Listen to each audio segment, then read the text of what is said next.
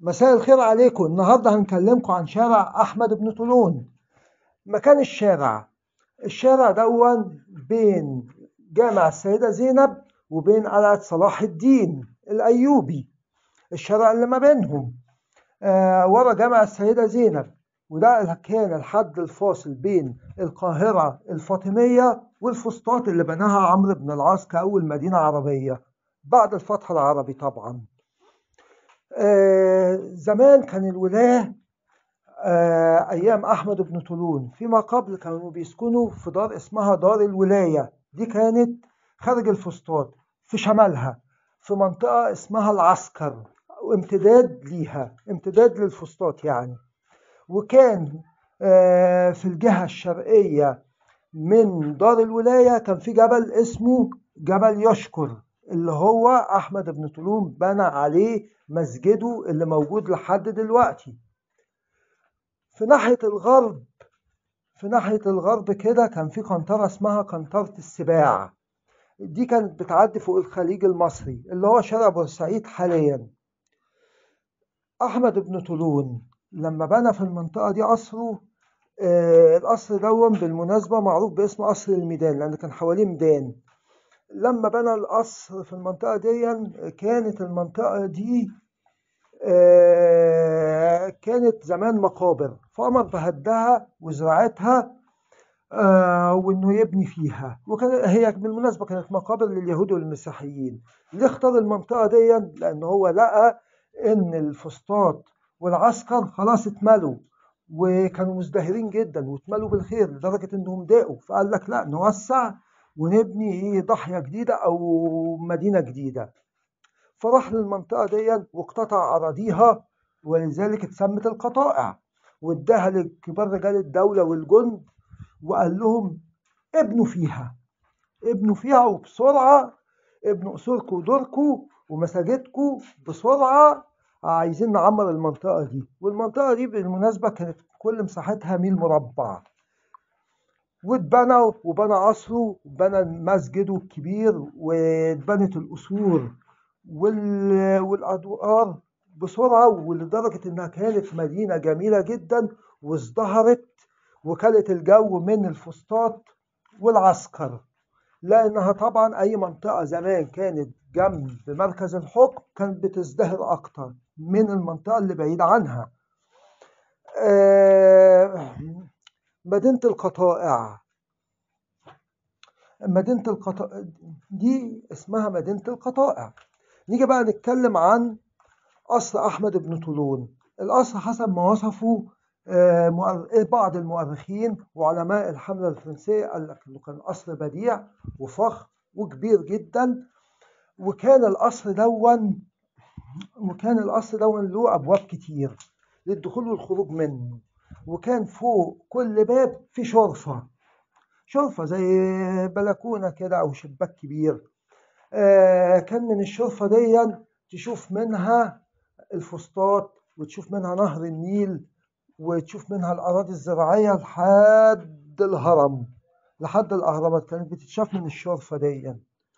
وكان في شرفة من الشرفات كان أحمد بن طولون كان بيقعد يراقب المدينة ويراقب الدنيا ماشية ازاي. وقبل الأعياد بيوم كان يقف يتفرج على العمال وهم بيجهزوا، واللي محتاج حاجة كان بيعملها له أو بيلبي له طلبه من وهو في القصر، في شرفة القصر. الجدار الشرقي جنبيه ميدان، الميدان دون كان مشهور جدا جدا جدا.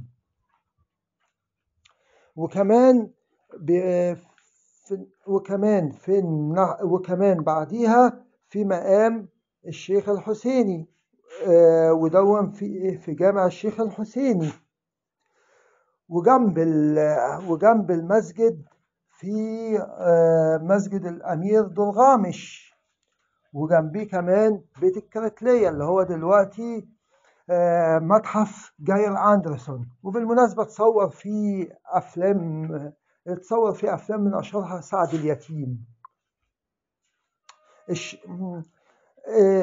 وفي كمان زقاق المستكفي دون ورا جامع ابن طولون.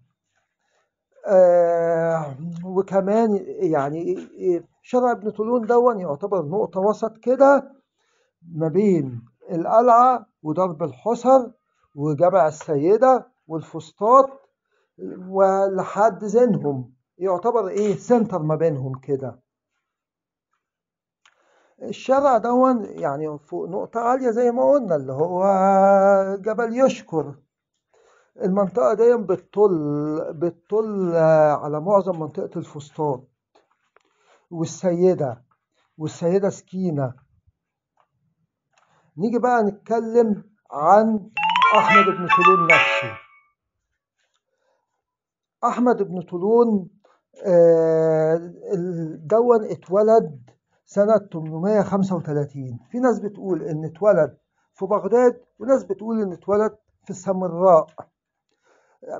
ما علينا، المهم إن هو اتولد في العام الثالث من حكم الخليفة العباسي المعتصم بالله اللي هو أخو المأمون وثالث أولاد هارون الرشيد. أم أحمد بن طولون كانت جارية اسمها قسمة، وبعض الناس بتسميها هشمة. والده أصله تركماني من قبيلة تركمانية كانت متواجدة حول مدينة بخارى في آسيا الوسطى. في غزوة من الغزوات اللي الأمير نوح بن أسد السماني حاكم بخارى اللي هو كان بيحكم باسم الخلافة العباسية، كان في حرب بينه وبين القبائل دي. أثر طولون الأب دون، وبعدين وداه للخليفة. ودى الأسرى وكانوا بيودوا الأسرى للخليفة العباسي.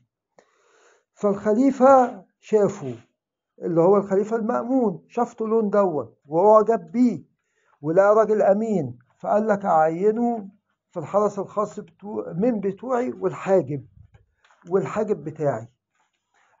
كان زمان في قصة كده، كان العباسيين دولتهم كانت قايمة على أكتاف الفرس. بعد كده الفرس ابتدوا يتمردوا وابتدوا يسيطروا بطريقة تخرج عن سيطرة يعني الخلفاء العباسيين نفسهم، ما بقوش قادرين عليهم.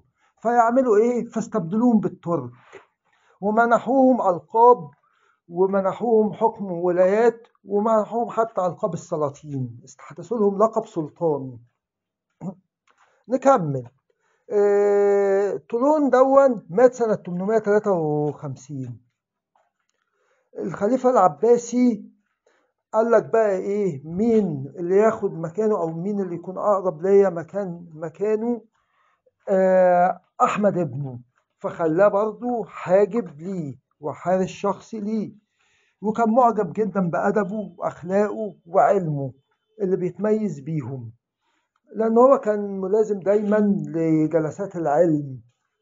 يعني كان بيهتم بالعلم غير مهاراته السياسية، غير أدبه، غير مهاراته العسكرية.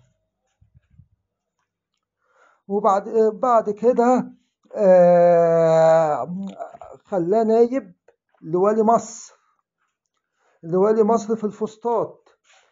لكن كان في واحد اسمه علي بكبك دون راح هيمن على السلطة وقفز عليها على ولاية مصر وبقى هو المسيطر الوحيد. الكلام ده ما عجبش الخليفة العباسي اللي هو الخليفة المهتدي. راح قطع راس عمنا علي دون وعين بداله واحد اسمه برقوق أو برجوخ. برقوق دون أو برجوخ دون يبقى حما أحمد بن طولون حماه. وبعد كده جه برقوق أو برجوخ دون عين جوز بنته مش بس والي على الفسطاط ولا القاهرة. مش بس والي على الفسطاط ولا الدلتا ولا الصعيد ولا الإسكندرية، لا ده ولى على عموم مصر. بالمناسبة مصر كانت متقسمة لأقاليم. كانت الإسكندرية إقليم لوحده. وبعد كده طولون بعد كده بقى حاكم على مصر بشكل رسمي سنة 870 وفضل وفضل حاكم لحد ما مات سنة 885. وبكده نكون خلصنا حكاية شارع أحمد بن طولون وشخصية أحمد بن طولون. أتمنى إنها تكون عجبتكم.